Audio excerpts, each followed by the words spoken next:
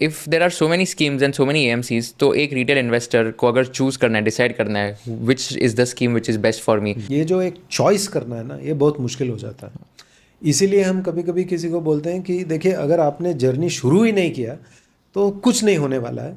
So one way to solve the problem of choice is by saying कि आप एक simple strategy से शुरू कर लीजिए, which is the index fund.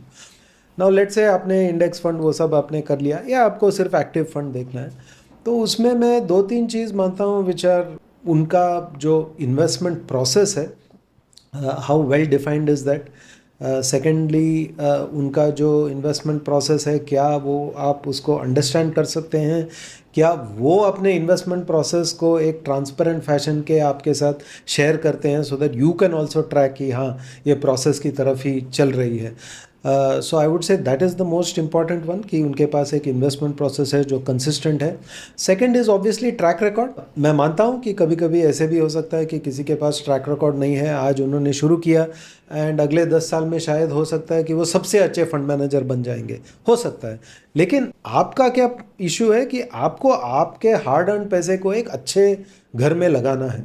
जब आपको वो करना है, तो मैं मानता हूँ कि जिसका ऑलरेडी ट्रैक रिकॉर्ड है, उसके पास आपका जो इन्फॉर्मेशन है वो बहुत वैल्यूएबल है। जिसके पास ट्रैक रिकॉर्ड नहीं है, उसके पास तो आपको कोई चॉइस करने का कोई टूल्स ही नहीं है।